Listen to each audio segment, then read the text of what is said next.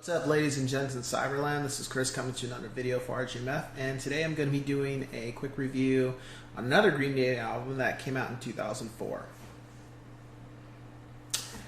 American Idiot. So, this is a very, out of all the Green Day albums, this one was very, I wouldn't say different, but everything that led up to it was very interesting, and I'll go into that. So, I think around probably 01, 02, Green Day's popularity kind of started to go waning a little bit. And a lot of it had to do with just the public's view on what music they wanted to listen to, and Green Day was probably not at the top of the list at the time. Blink was really blowing up because of Enema of the State and Take Off Your Pants and Jacket. So Green Day had released Warning in 2000, and it wasn't a big hit. It was kind of a sleeper, or I guess disappointing for sales-wise compared to Nimrod and Dookie and Insomniac. And at that time, the band also was having personal issues, which I'll get into that later. But it was pretty evident because I remember when I went to the Pop Disaster Tour just to see them and Blink and Jimmy Eat World. And Jimmy Eat World, I had never heard of them before, and I became a fan of theirs after just seeing them live. That was just an amazing show. I still remember that. It was only like 35 minutes or 40 minutes.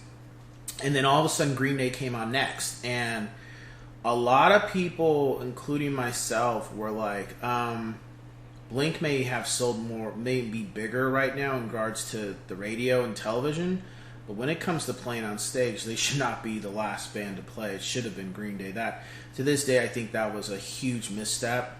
They shouldn't have done that because Blink is not a bigger band than Green Day, even though Blink's albums were selling more at the time. They were just bigger in regards to sales.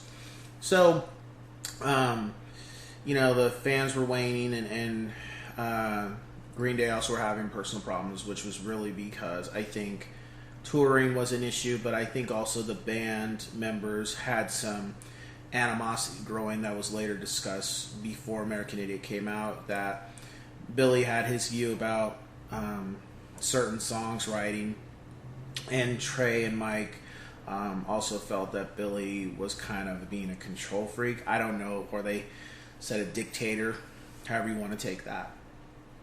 So there was a little bit of a standstill to where I think lack of communication that may have been affecting the work that was being that was coming out, or what could have came out. And then we factor in that when the band did get together and sort out their issues, they were recording the follow-up to Warning, which was going to be Cigarettes and Valentines. And apparently the tracks got stolen, or they went missing, or to this day that story has never been fully brought out to what happened to the tracks. And I'll get into that. Personally, this is what I think happened. I think the songs that they had done for Cigarettes and Valentines, it wasn't up to par. I wouldn't say it was worse than Warning, but it wasn't going to get them back on the radio kind of thing, or get the type of revitalization of the career for the band. It wasn't going to kill the band. It's just a fact of it wasn't just the sales for it probably would have been less than Warning, if not, or maybe a little better. Can't say. I don't think the songs are more than likely bad. I also think that the songs have been released, some of them. It's just it hasn't been clarified that, this was supposed to be for Cigarettes and Valentines, outside of Too Much Too Soon and Cigarettes and Valentines. I believe that at some point it would be great if the songs that were released, the band just says, okay, these were the songs that were supposed to be on Cigarettes and Valentines, and you've already heard them. And then, fans can just kind of piece it together and take it for what it is. Okay, if these songs had been Cigarettes and Valentines as an album, what would it have been, So, hopefully, at some point, the band releases the songs that weren't released, or just says, here, this is what it was. Because I'm pretty sure the tracks are out there.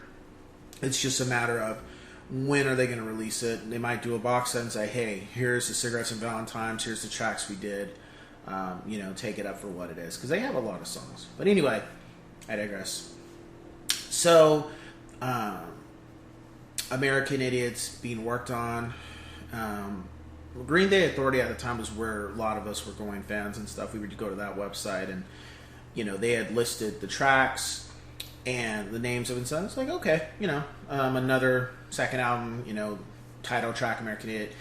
And then I think it was around, I would say August of 2004, I heard American Idiot for the first time, and I was like, whoa, this was a huge different direction for the band, especially compared to everything that came before it. That song was just in your face, like, okay, we're back, we're kicking ass and taking names, and who wants to play? It was just great. And I remember when I was working in the ice cream shop in Shoreline Village in Long Beach, and I think it was an afternoon, or it had to have been a weekend or something, or I think it was a Friday. And Stryker, this is the only time I've heard Stryker ever do this. I don't know if he's still on K-Rock, but he played the song, and everybody in there that was in there just stopped what we were doing and just heard it. And after the song, he was just like, normally, you guys, I don't ever do this, but I'm going to run that back. I got to hear that again. And I played it twice. But a few days, I think I had got the actual official song without the parts that were cut out. And I was just like, hey, here we go. This is going to be great. Did I think, or did a lot of us fans think it was going to blow up yet? I don't think so. I think when more songs started to come out, it started to become evident that, okay, it's going to be better than Warning for sure. Now, how is it going to be better than the other albums? That's up to your interpretation of how you feel about it. So, and then within, I think, a week or two, St. Jimmy somehow ended up online. We were able to hear it. And Letter Bomb. And I think the other song was Give Me Novacaine. Yeah, it was Give Me Novacaine. And then, of course, Boulevard Broken Dreams wasn't out yet. So then, we're getting close to September. Guess when the album's going to drop. And all of a sudden, and I already pre-ordered mine. Like a lot of us had ordered the big booklet one, not the CD case, the big booklet case, because it was it was a little bit more pricey, but not that much, and it had a lot of artwork and stuff. So we're like hardcore fans, we want that. And I remember it was a Sunday, and all of a sudden the Green Day Authority board is just blowing up like crazy. I'm just like, okay, what's going on? And apparently a bunch of random fans had got the official album, sent to them 2 weeks in advance. Can't make this stuff up. This literally did happen. It's to this day. It's some people forget it, but I remember that moment because everybody was like, "Oh, okay," torrents and people downloading stuff, and I'm like, "Okay, what do you have to say about this one, Reprise? Warner? Because how did you who set to ship this many albums out?" And then lo and behold, a bunch of us who didn't have it yet, we're waiting for our copy to show up. And I didn't get mine until I think the day of. But I was like, well, I'm going to listen to it for right now. And got through American Idiot. Jesus Suburbia was just like, that song blew me away. Never thought that the band would do that. I mean, Pink Floyd's done an album, down a song like that with Wish You Were Here and stuff. So it's not the first time I haven't heard something like that. But it was just the fact that they were the ones that, Green Day were actually doing it themselves. Great song. Holiday I had already heard prior live when they did a showing on Yahoo way back with American Idiot. So I heard that, so I was like, okay, cool, sounds great. Boulevard Broken Dreams. Now that was like another big one. I was like, okay, if they do this as a single, this is going to be a big song. Sometimes you can just tell for your band like what songs are really going to make them shine. And then Are We Waiting? It's cool. Like it, but it's not one of my favorites. It's just listenable. St. Jimmy heard it. Give Me Novacaine heard it. So that's cool. Shift Your Rebel was cool. Extraordinary Girl was different. That reminded me of the taking a different approach. It reminded me of how they did with Misery on Warning. And then Letter Bomb, had already heard it, so that was cool.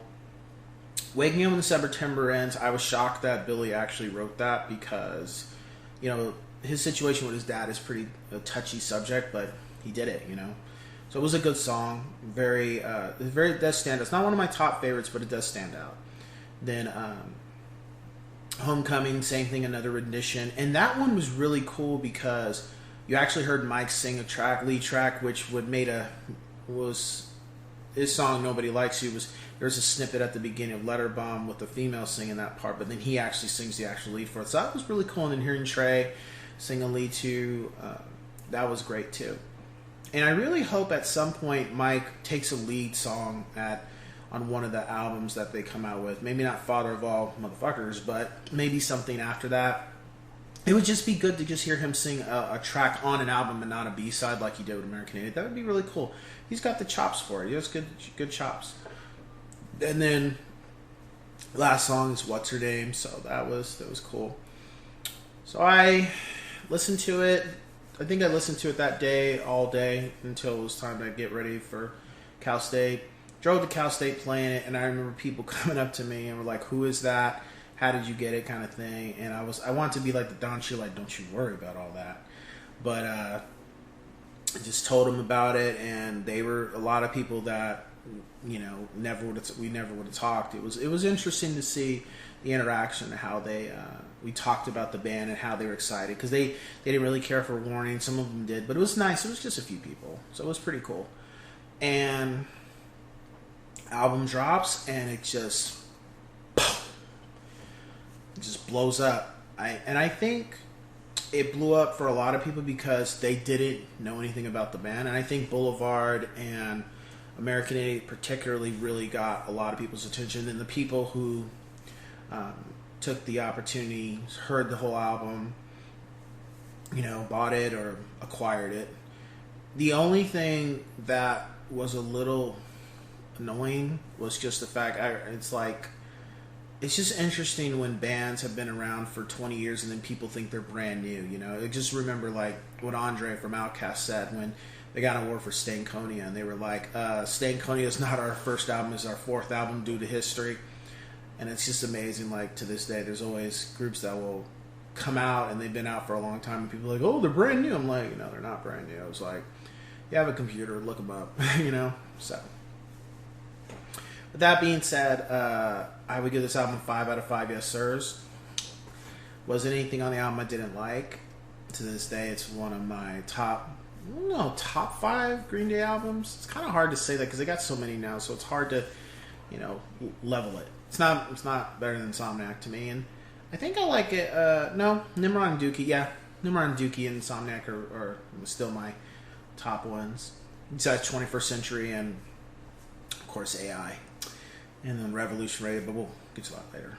So, top 5 tracks would be Jesus of Suburbia. And for Jesus of Suburbia, I would say I would rank it in regards to the songs. So, I Don't Care, City of the Damned, Jesus of Suburbia, Dearly Beloved, and then Tales from Another Broken Home.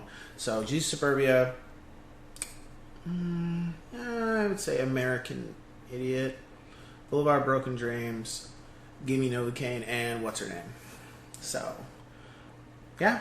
It was a very interesting time, and then also the band getting all these awards and playing all these shows and stuff. It was very cool to be a part of that, because I wasn't part of the Dookie era or the Insomniac, or really kind of came into when Nimrod came out, and that was a different time period in regards to how big the band was and stuff. So with that, we just say that much, and let's cue the music.